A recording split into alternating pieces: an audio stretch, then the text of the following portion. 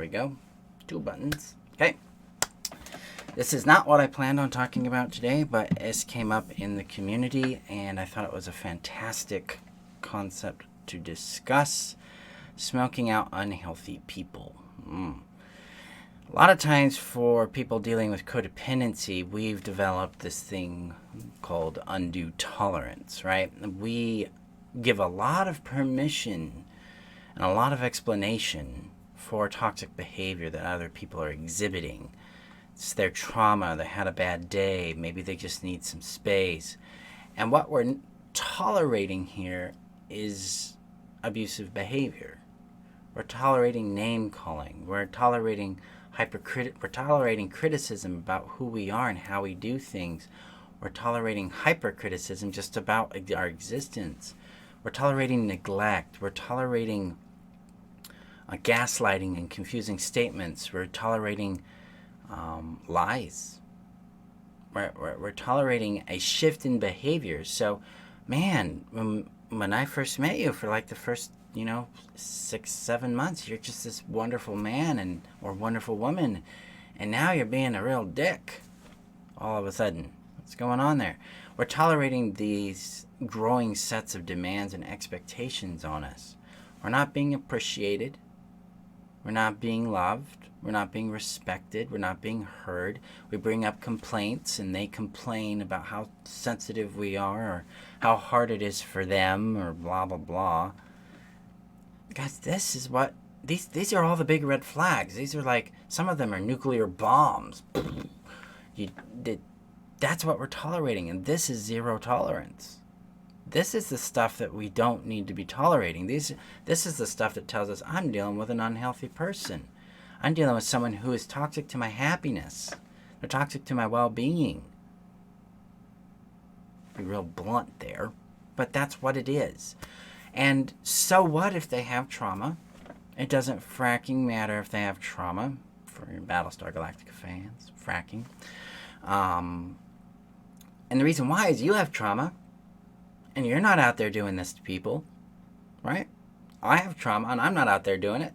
Now, I used to. I used to be a real dick, to be blunt. So I learned that trauma and shitty abusive behavior are not, that they don't actually share a relationship. Trauma influences behavior, but it is not a pass. The behavior is the issue, not the trauma. So what if they have trauma? If the person's willing to say, yeah, I've got some real issues and I need to work this out, I'm going to go get counseling, I'm going to go get help, and they actually do that, because patterns of behavior, the trick here, if they actually go and do this, then, and you see a change in their pattern of behavior that becomes more and more persistent over time, that you're winning. That's a good place to go. But if they're just sitting there going, I'm traumatized, I have PTSD, I'm not going to do anything, you got to start making decisions for your life there. Your happiness is in your power. This is where enabling shows up. This is where we start to feed the cycle, because we're not confronting the problem. And if we are confronting the problem and it's not changing, then we have to make the hard decisions about what we do with the relationship. Because abuse is not a reason to stay in a relationship. It's a reason to leave a relationship. When I put in a zero tolerance policy for abusive behavior in my life, it all got easy. Yep, it got lonely. I had to walk away from things that... I walked away from my own parents, guys. I left my parents. I was done. I stopped tolerating toxic behaviors from people who wanted to be my friend. I felt really lonely, and it felt very scary. But what was interesting is, as I did this, it expanded this space in my life where I could see healthy people, and I started to find this disrespect for myself. It's like, yeah, I don't deserve this behavior. I didn't earn it. I don't want this chaos in my life anymore. I feel better. I feel lonely, but I feel better. And then that loneliness started to heal because I was doing work on what's called internalized loneliness, and I was building healthier relationships and improving the existing ones I had so that I had connection rather than absorption or attachment. I had connection and understanding, and then boom, my life got a lot simpler, and my relationships are healthy. I don't have abusive people in my life anymore because I have a zero tolerance policy. And that's made space for happier, healthier people. Okay? So, just that premise, if you're dealing with toxic people, you've got to get clear on that and say, this is not tolerable in my life. See ya. Go get help. Go do what you need to do. I'm moving on with my happiness. They don't need you to support them in their healing. They need to go get help from a professional to work out their shit. That's not your job. You're not, even if you're qualified for it, it's not your job. It's not your role. Your role is your happiness and your focus. If you really want to be free, you want to get back into that joy, you want a life you enjoy, that's what it has to be. So, alright, so let's talk about how we can smoke out unhealthy people, because that's why you guys are all here, huh? Got a little list that I'll be publishing later today, so that you can use that, put it on your wall, put it in your wallet, put it on the mirror, whatever you want. Unhealthy people can be detected pretty quickly. There are people who can really push the limit, and they can they can make the facade last a while. So these principles should be automatic for your life. They're not something you should do for a temporary amount of time just to see what a person is or isn't. It should be a fact of life. This is how you live your life, and eventually their facade will crack, especially if they're covert narcs. That'll become more apparent. You're like, oh yeah, you're giving me microaggressions, and you're being gaslighting and backhanded compliments, and yeah, you start to see it. Alright, so unhealthy people. One thing I do is I enforce my boundaries consistently, directly, clearly, and simply. All the time.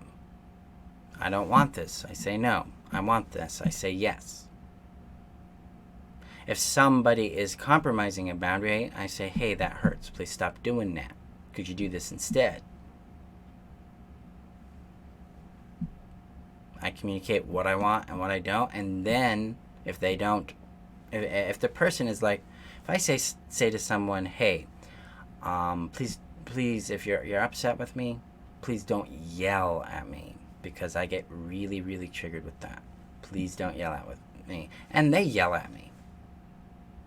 And I say, hey, like I said, if you yell at me, I can't communicate with you. They yell at me again, I'm done. Because that person isn't listening. They don't care.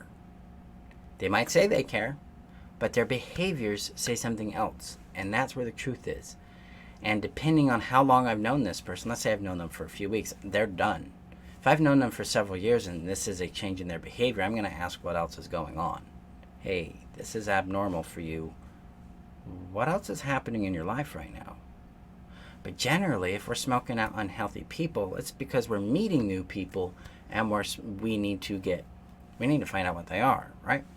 So enforce your boundaries consistently, directly, clearly, and simply. So if you're out on a date with a person, and that person you say, no, I don't want to do that right now. And they're like, okay, well, do you want to do it now? Can we do it now? Can we just do it now? And they start badgering you, bringing it up, forcing the issue repeatedly. That is a boundary violation. They didn't listen. They didn't respect you. That's the end of the game. Period. Because if they treat you that way at this level of the relationship, imagine how much worse it gets down the road. Because you aren't out in the world to parent people. You're not out there to raise somebody else's child into an adult. Your job is to know what you want, how you want to receive it, and then choose people who come to the table with that already in their possession, with those skills and behaviors that you desire, and those qualities, those values that matter to you. They already present themselves with those values just because that's what they value. So it already shows up in their behavior. It's not even something you have to tell them. I don't often tell people what I want. I let them show me what they are and see if that lines up with what I want. That way I'm having an honest experience and I'm not being manipulated by a crafty little narcissistic person or something. That kind of thing. Let's see. Hey Robert, how are you? Yeah, you're welcome. What if you've known, Gwyneth says, what if you've known them for a long time but are unsure? Still, if they are if you're unsure, give me some more details there. Give me some more details about what has you confused about their behavior. Okay? And I'll also outline some criteria for healthy behavior. Number one, with enforcing your boundaries consistently, directly, clearly, and simply, if they respect that consistently, that's healthy behavior. The reason I start with that is because everything else is built on this. Relationships are consensual, which means nobody's obligated to a relationship, right? And consent means respect, a boundary, a yes and a no, agreements, that kind of thing. So if you say no and they press and press and press and press and press, you got your answer that they don't respect you. They just want what they want from you. They want their supply, whatever that might be. So maintain number one, you'll smoke people out real fast. Number two, saying yes when you mean it and saying no when you mean it. Codependency has this people pleaser aspect to it, and that means we're saying yes to things we don't want to do and saying no to things we don't want to do. Or saying no to things we want to do. Usually that means I feel, I don't want to ask for something, or I don't want to burden somebody by my request or my desire. When we get really direct, clear, and simple with ourselves, and we go from, hey, I want to do this, can we do this? No, okay. Then you know where you're at with them. But when you start saying no to people and you're really clear and firm with it, you're going to find out real fast what they're there for. Especially if it's about money or sex. Because that's genuinely where the supply comes from, especially for women. Toxic men will use women for money and sex. Okay? So say no. Now, what if you want it? What if you want to have that experience with them? You want to have sex with them or something? Cool. Check in with your gut. Check in with the other myriads of behaviors that they're doing. And be willing to own the consequence that shows up by saying yes to this. No. When we're conscious and deliberate about our choices and our actions, then we're able to receive the consequence and make better decisions based on the result that consequence is. This empowers us to stay out of our powerlessness and our helplessness. Okay? So, number three is asking directly, clearly, and simply for what we want, and let's see what they do. Unhealthy people don't like directness. They don't like simplicity. They don't like clearness. They like things to be a little blurry. They like a little confusion about terms, about expectations. They like exceptions. They call it flexibility. Flexibility isn't about exceptions. Flexibility is about capacity. It's about limitations. So it's like, I'm an introvert. And introversion says, for me, hey, we only have so much energy to give. Okay? So that's the energy I've got. That's the energy that is. Yeehaw. So I reached my limit and I said, I can't give anymore right now. I'm sorry. That's it. But if I have a lot of space, I can flex in that capacity to give and receive. So flexibility is about capacity and about limits. But it's not about, hey, can we have an exception? Because, I know I said yes to, or I know that I hurt you. I called you a name and I demeaned you. And I'm sorry, I was having a bad day. That's not appropriate. That's abuse. Healthy people aren't going to have a bad day and come in and call you names and tear you down because they had a bad day. No. Bullshit. A healthy person be like, I've had a bad day. I need some chocolate. Completely different approach to how they handle their feelings there. So being direct, clear, and simple with what you want, forces this person to create agreements that then they can be held accountable to. That's the point. Accountability exposes people. It exposes who they are, healthy and unhealthy. Okay. Number 4, confronting confusing, hurtful behavior immediately and directly. No free passes, no exceptions. Oh, maybe they're just having a bad day and that's why he's calling me names. Oh, he's traumatized. That's why he hits me. No. Period. Let's see. So confront it directly.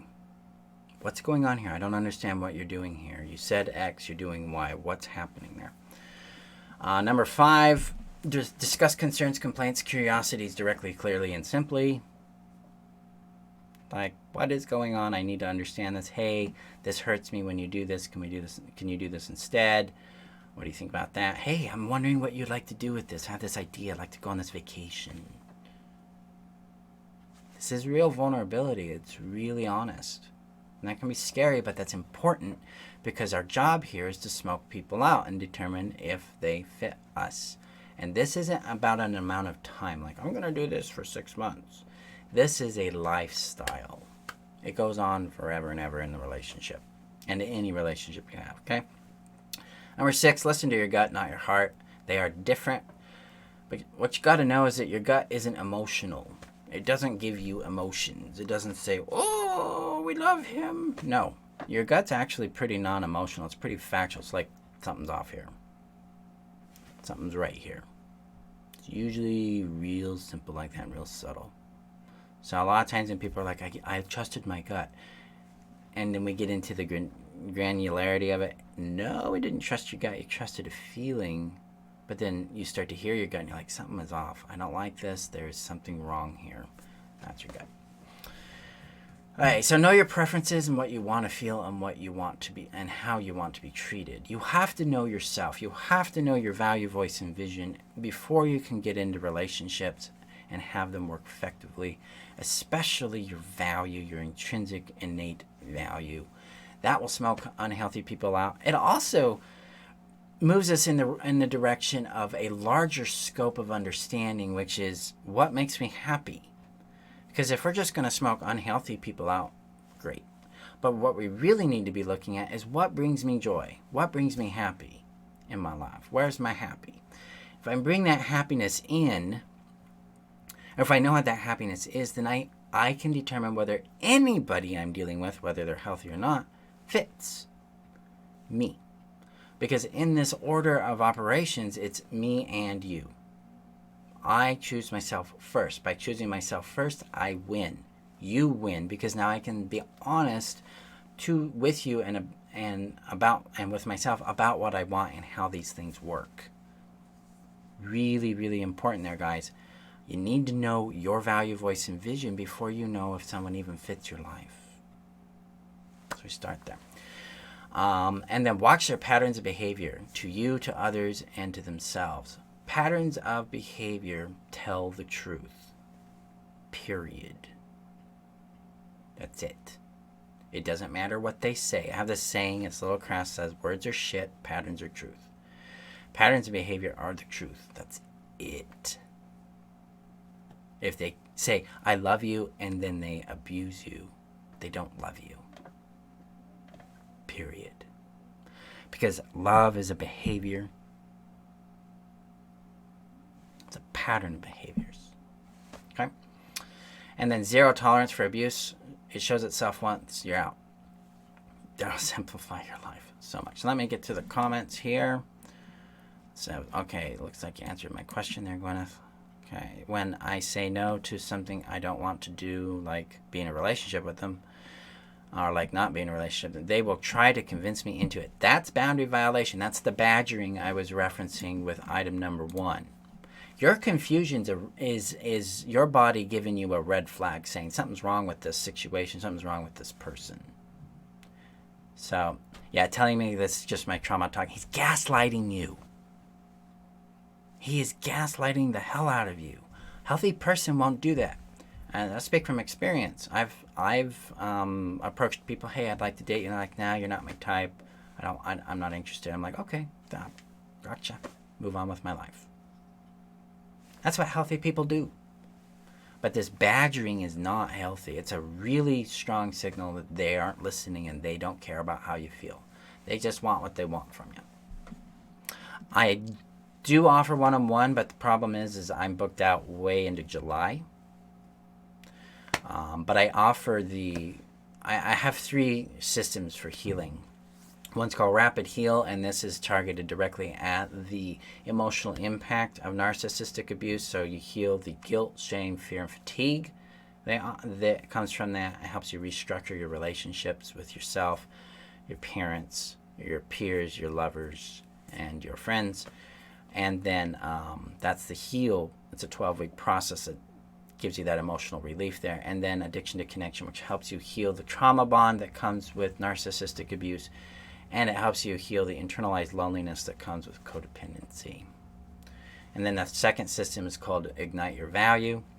That'll be released later this month. It's an 8-class course. It teaches you how to tap into your innate value, bring it to life, and then how to follow it. And then the Happiness Strategy, which teaches you how to retrieve and maintain your value, heal your trauma, know your voice, and follow it into your vision. So that's my master system there. We'll be having... I'll be opening up a couple seats by the end of the month for that. Currently, it's in process. It's a live talk class, but there'll be an automated option that you'll be able to get into as well. So keep your eyes out for that. All right, so let's talk with Stephanie. What if someone first connects with you, the next time rejects you, leaving you confused? Is that how you want to be treated? See, guys, we're used to accommodating the other person, like trying to understand their behavior, rather than come back to us and say, is this aligned with what I want? No, this doesn't align with what I want. Okay, I'm out. We don't have to decode other people. We don't need to tolerate their bad behavior. Your job isn't to help people get better. Your job is to choose people who are healthy. So if they're behaving like this, you're feeling confused, and then they come back and apologize, sounds like they need to figure themselves out, not you. That's on them. I know that sounds blunt, and I know that can sound really cold because we're used to being really accommodating, and we call that empathy, and we call that kindness, and we call that caring, but it isn't, because it's not kind to us. It's not caring to us. Okay? So let me see here. What if they come back and apologize? That could be either a person who made a mistake with you and made a bad choice, or an unsafe person, right? It does feel off. I should be careful. Am I not 100% certain this person, as I don't have enough data? It feels off. You need to trust it. And what I do when somebody feels off is I step back and I observe. I don't engage in a deep relationship with them. I don't build a friendship with them. I step back and I observe. Because I don't have time in my life to figure out what people really are. I want relationships that work. I want friendships that thrive just because that's what they do. And so I have a pretty low tolerance for trying to decode somebody's confusing behavior. But if something feels off to me, I stop and I observe and I observe. And 9 times out of 10, I'm right. The gut is like, yep, know what this is. I'm dealing with it. This person's off. Also, go out and meet other people. Go get to meet other people. Diversify your network, because you're choosing your happiness. This isn't about that person's happiness. It's not about their feelings, because they're an adult. They can manage those things. You're not their mother. You're not their parent. Let them go figure their shit out. You need to focus on, hey, does this person align with me? If my gut is off, then maybe I'm going to go meet some other people. Because there's plenty of healthy people available. You don't need to shapeshift to keep this particular person around, because that might be all you get. That scarcity mindset, that mindset drives a lot of codependent behaviors. And the reality is hey, this person's off. I'm going to go find somebody else that's more on target for me. It's a more empowering view. It keeps you safer that way. Oh, you're welcome, Shelley. You're welcome. I don't engage with the person. Like, I'll give you a real time example. So about 2 years ago, there was this individual who he wanted me to be engaged in his life, and my gut's like, something's wrong here. Now, he wasn't necessarily behaving in ways that were wrong yet, but there was just this energy that felt too familiar, like felt like my parents, and I'm like, this is wrong, something's wrong. So what I did, because he was in a mutual circle of friends, is I just observed him. And I started to see these patterns of manipulation. And then he tried it on me. And he got me one time with this thing he did with a seat. And then he did it again. And that second time I pushed back and he got upset and walked away. That's when I knew my gut was on target. So that's what I mean by observe. And if you don't have the capacity to, if you're not like in a social circle where that person orbits so you can observe them, then it's probably going to be a lot easier time-wise to just go on and meet other people. Because we really have to stop this undue tolerance. There's plenty of healthy people available for you. It's making space and taking the effort and time to meet people so you can decode that. Right. Yes, definitely. Giving them the benefit of the doubt once. Yeah, if your gut's off, trust that gut. Okay, guys, so to review on how to smoke out unhealthy people, enforce your boundaries consistently, directly, clearly, and simply. Say yes when you mean it. Say no when you mean it. Stick to that. Asking direct, clear, and simple for what you want consistently. Confronting confusing, hurtful behavior immediately and directly. No free passes. Discussing concerns, complaints, and curiosities directly, clearly, and simply. See a theme here, direct, clear, and simple. Listen to your gut, not your heart. Guts are not an emotional experience. They're a sensation. It's like something's off, something's on. Know your preferences and what you want to feel and how you want to be treated. Know your value, voice, and vision, my friends. Know it, feel it, live it, be it. That's the solution to all of this. Because when you really feel your worth and you be your worth, you're going to value your time and your energy. You're going to cherish the connection you give people, and you're going to choose people who cherish it too, because you're going to know what that looks like and what that feels like. Okay? So we've got to really embrace that and love that. Watch their persistent pattern of behaviors. Are they trustworthy? Do they keep their word? Are they accountable? And then a zero tolerance for any abuse. Period. End of game. So those are ways to smoke out unhealthy people pretty quick. As always, you got to be on guard with your gut. Be aware of how people are treating you. You'll know someone's healthy real quick by how they handle conflict and disagreement, and if they're badgering you. If they're badgering you, run. They don't respect you. Okay, guys, so I'll be publishing this in one of my little quick list forms that I publish once or twice a week. And then also I'll be including some anatomy of trust so you can identify trustworthy people that way. So watch out for that on my Facebook wall, also in the community, and on my corporate page. Thank you, guys. I appreciate you. Yeah, you're very welcome, Angela. Thank you guys for showing up. Have a great day, and I will see you guys for tomorrow's training. I have no idea what it is, and I've also realized that sometimes I commit to talking about a topic, and then I forget it. So we'll all find out tomorrow what that topic is, including me. Okay, guys. Be safe out there. Remember that you're worth knowing, loving, and keeping, and we'll see you later. Bye-bye.